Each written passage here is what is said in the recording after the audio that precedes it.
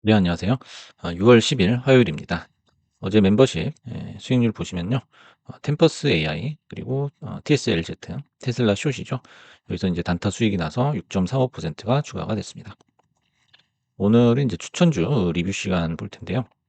여러분들이 이제 많은 관심을 갖고 계시는 코오이브입니다. 그래서 추천 후 6거래일 만에 35%가 급등을 했다. 그래서 이제 3번 정도 지금까지 추천을 해드린 것 같아요. 그래서 5월 27일, 5월 30일, 그다음에 최근에 6월 6일에도 추천을 드렸었고요. 이렇게 뭐 스윙이나 단타 이렇게 말씀을 드리고 있습니다. 그래서 이제 위아래 30%는 주식 매매의 기본이다라고 했습니다. 그래서 이제 뭐 한 30% 떨어졌다고 팔 거면 아예 주식을 사지 마라. 라고 그 과거에 주식 고수분들이 다 얘기를 했었죠. 뭐 버핏이라든지 피터 린치 다 마찬가지입니다. 그래서 이제 가격에 흔들리지 마라라는 그런 얘기죠. 그래서 만약에 30% 정도 빠지면 어떡하지라고 이제 불안해하는 그런 주식이라는 거는 애초에 본인하고 맞지 않는다라는 거죠. 그래서 이 변동성을 이기는 것이 사실상 자기가 키울 수 있는 수익의 그릇이다라고 단언할 수 있습니다.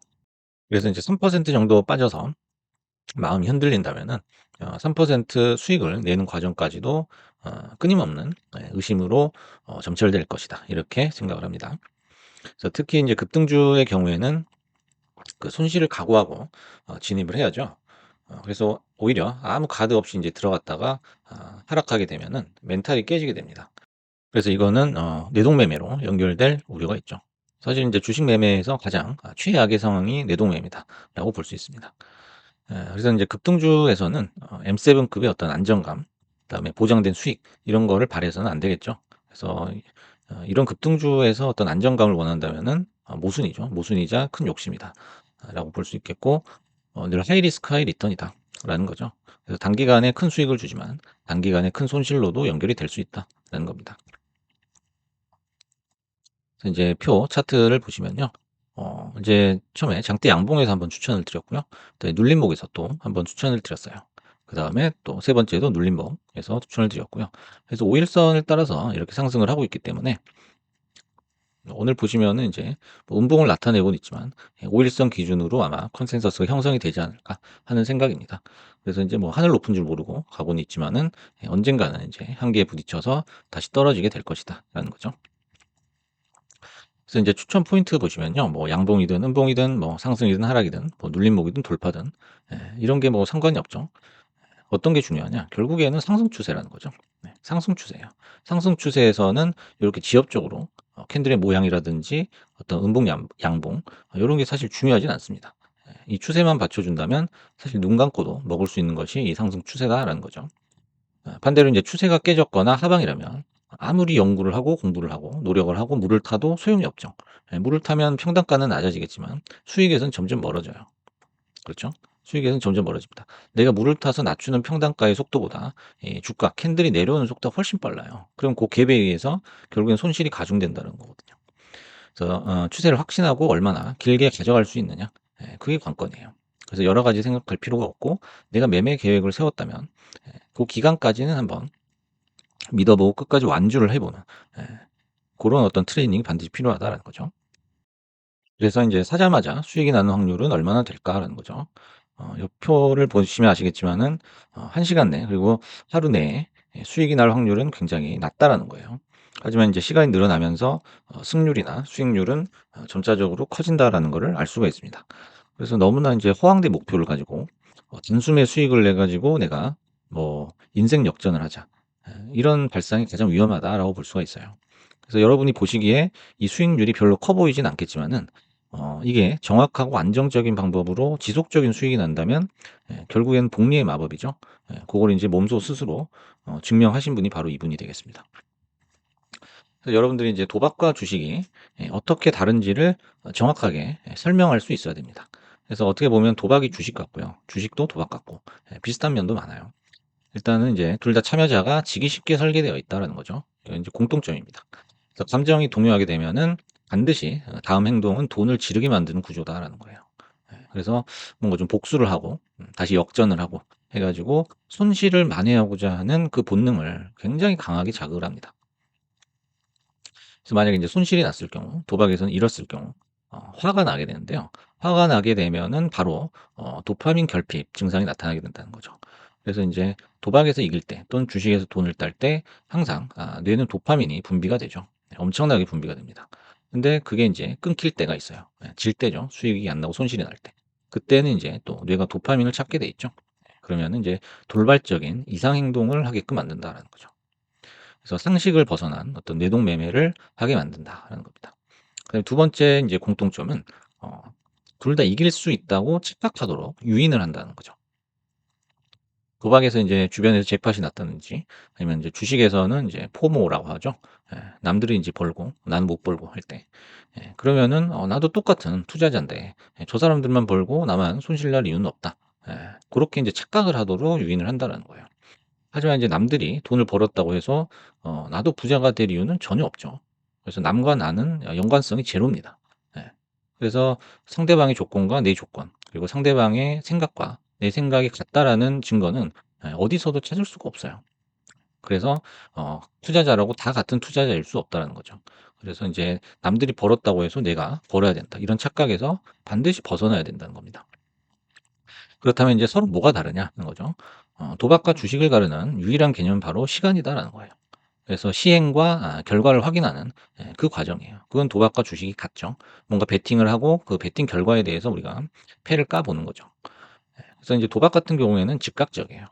뭔가 베팅하면 몇 초 있다가 그걸 인제 알 수 있거든요, 결과를. 우리가 인제 뭐 카지노에서 베팅을 해 놓고 "내일 올게요." 아니면 "다음 주에 와서 확인할게요." 이런 경우는 없죠. 그래서 즉각적으로 빨리빨리 확인을 해 가지고 돈을 빨리빨리 집어넣을 수 있도록 설계를 해 놨다는 거예요. 하지만 주식에서도 인제 그렇게 할 수는 있겠지만 주식은 내가 스스로 시간을 조절할 수 있는 권한이 있다라는 거예요. 이게 굉장히 중요하죠. 그래서 이 시간이라는 게 어떤 시간이냐? 내가 패를 깔 수 있는 시간이에요. 예. 패를 까는 타이밍, 그리고 베팅을 하는 어떤 타이밍이라고 볼 수 있어요. 네. 뭐가 이렇게 정해져 있는 게 없다라는 거죠. 그래서 결국엔 우리가 움직일 수 있는 거는 시간밖에 없다라는 그래서 인제 차분하고 조급하지 않고 기다릴 줄 아는 사람이 조급한 사람들의 돈을 제깍제깍 이렇게 뺏어가는 게 바로 주식시장이다라는 말이 있죠. 그래서 수익을 높이려면은 도대체 어떻게 해야 되느냐라는 거죠. 그래서 손절에 대해서 인제 먼저 생각을 해 보면 손절이란 거는 숫자 노름이 아니다라는 거죠. 그래서 내가 뭐 마이너스 3% 손절선을 잡았어 했다고 해 가지고 수익이 저절로 나는 건 아니에요. 그래서 인제 손실이 크신 분, 손실이 누적되신 분들의 계좌를 이렇게 보면 결국에는 이제 깡통을 차게 되는 원인은 손절의 누적이란 말이죠. 그래서 깡통은 총 손절 금액의 합계다. 누적금이다. 이렇게 정의를 내릴 수 있습니다. 그래서 인제 내가 당초에 계획했던 그 종목, 기업의 펀더멘털이 훼손되지 않는 한 손절할 이유는 전혀 없다라는 거예요.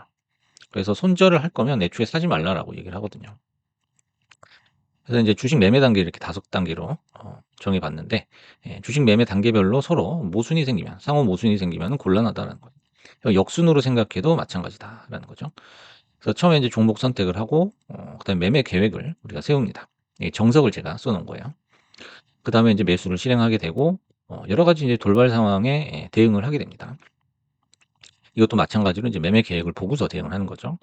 그다음에 최종적으로 그 기간이 끝나게 되면 어 그 결과를 확인하고서 이제 수익을 실현하거나 손절을 하게 되는 거겠죠.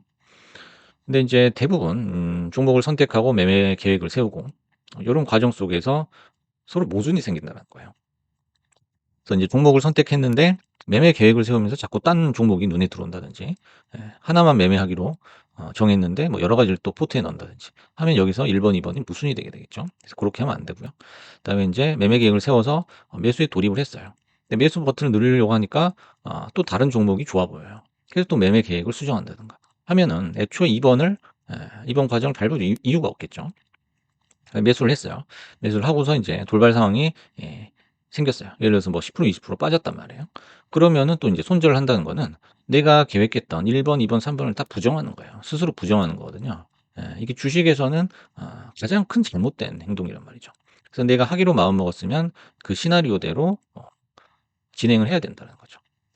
그래서 1, 2, 3, 4 번에서 뭔가 모순이 생겼다 하면은 5번 과정까지 못 갈 가능성이 굉장히 높다라는 거예요.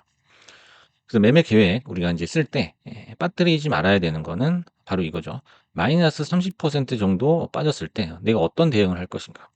요거에 대해서 내가 지킬 수 있는 약속을 하자 이거죠. 지킬 수 있는 약속을 하자. 그냥 말로만 '아 마이너스 30 가면 그냥 또 물 타면 되지.' 이렇게 생각할 수도 있지만 실제로 그 계좌에 마이너스 30%가 찍히면요. 물 타는 건 쉽지 않습니다. 그 결정하기까지가 절대 쉽지 않아요. 왜냐하면 사전에 이런 철저한 계획을 세우지 않았기 때문이에요. 전혀 예상치 못한 상황에 닥쳐서 뭔가 인제 본격적인 계획을 세우려고 하니까 그게 잘 안 되는 거거든요. 그래서 항상 매매 계획을 세울 때는 마치 인제 전장에 나가는 장군들처럼 각오를 하고서 써야 됩니다. 각오를 하고서 써야 된다는 거죠. 그래서 5 단계 이렇게 써 놨는데요. 이게 하나의 실로 연결이 돼 있어야 된다라는 거죠. 이 실이라는 거는 바로 '그 종목이 상승할 것이다. 그 추세가 아직 죽지 않았다.'라고 하는 그 믿음이에요. 그래서 여기서 보시듯이 믿음이 있다면은 이런 데서 비중을 실어 가지고 수익을 극대화할 수가 있는 거거든요. 믿음이 없다면은 항상 이 눌림목에서 털고 나오게 돼 있습니다. 그거는 이제 개인 투자자들의 영원한 숙제라고 볼 수가 있어요. 그래서 인제 믿음이 없으면은 본전선에서 반드시 털게 돼 있다라는 거예요. 근데 인제 본전 와서 내가 털면 어떻게 됩니까? 바로 올라가 버리죠. 그런 경험을 많이 하셨을 거예요. 그래서 여러분들이 인제 주식을 매수하실 때는 평균 단가를 낮출 수 있는 모든 방법을 충동원해야 된다는 거죠. 그래서 여기는 뭐 어떤 특정한 방법이나 왕도가 없습니다.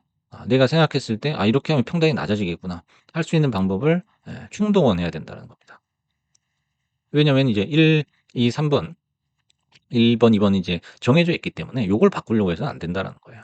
그래서 내가 고 단계별로 할 수 있는 어떤 최선의 선택을 해야 된다는 거죠. 그래서 매매할 때도 멘탈도 역시 여기에 집중을 해야 된다는 거죠. 그래서 이 멘탈이 나가는 경우가 많은데요. 좀만 빠져도 '아 이거 어떡하지?' 대처를 인제 못 하시는 경우가 많아요. 그래서 멘탈이 잘 나가는 경우라면 어떤 마인드셋을 해야 되느냐. 누군가의 심부름으로 어떤 물건을 사입 또는 경매하러 나왔다고 인제 마인드 컨트롤을 하는 거죠. 그래서 인제 우리가 동대문에서 예를 들어서 옷 장사를 해요. 그럼 이제 도매시장 가서 사입을 해 오게 되는데 옷을 굳이 잘 팔린다고 해 가지고 비싼 가격을 주고 비싼 돈을 주고 옷을 빨리 사올 필요는 없다는 거예요. 빨리 그리고 많이 산다고 해서 그 물량과 그 높은 마진을 손님들이 챙겨줄 이유가 없거든요. 그렇죠? 그래서 합리적인 가격을 항상 찾을 생각을 해야 되는 겁니다. 그래서 높은 가격 그리고 빨리 사는 거. 그런다고 해 가지고 나의 어떤 마진이나 수익이 절대로 보장이 된다는 게 아니죠. 이제 요런 식으로 이제 설명을 드리면은 그게 잘 이해를 못 하시더라고요. 뭐 어차피 계획도 내가 세우고 실행도 내가 하는데 뭐 이런 게 필요가 있냐. 그냥 마음 가는 대로 하면 되지. 예. 고런 사람들의 인제 호주머니를 터는 게 바로 주식시장이다라는 거죠. 그래서 인제 지금은 잘 이해가 안 되실 수도 있어요. '왜 이렇게까지 해야 되나?' 이해가 안 되실 수도 있지만 나중에 인제 시간이 지나고 여러분들의 어떤 계좌나 매매 일지 요런 것들을 살펴보시면은 '결국에는 수긍하게 되실 것이다.'라고 확신을 갖고 말씀을 드립니다. 그래서 이제 마지막으로 주식 격언, 명언을 하나 갖고 나왔습니다. 앙드레 코스톨라니라는 분이죠. "주식을 사라. 그리고 인제 수면제를 먹고 자라. 그래서 10년 뒤에 깨어나면 부자가 되어 있을 것이다." 지금 오늘 한 얘기를 인제 그냥 함축적으로 표현한 거라고 생각을 해요. 그래서 인제 코어웨이브 같은 급등주를 뭐 "10년 동안 들고 있어라." 이런 얘기가 절대 아니죠. 그래서 이 얘기는 뭐냐면 매매 계획대로 그냥 움직이기만 하면 된다는 거예요. '아 내가 10년 가져갈 거야.' 하면 10년 동안 매매 중에 아무 생각을 하지 말라는 거죠. 예. 그래서 인제 그 뭐 10 년이 됐든 뭐 10 일이 됐든 그 중간에 자꾸 매매 계획을 손바닥 뒤집듯이 뒤집어 버리고 번복을 하고 생각이 바뀌고 번뇌에 빠지고 그게 어떻게 보면 주식 매매에 있어서 가장 큰 적이 아닌가 하는 생각입니다. 그래서 수익을 내고 싶으시다면 항상 마음을 비우고 '내가 어떻게 하면 더 평균 단가를 낮출 것이냐. 요거를 연구하셔라.'라는 말씀을 드리면서 마무리를 하겠습니다. 감사합니다.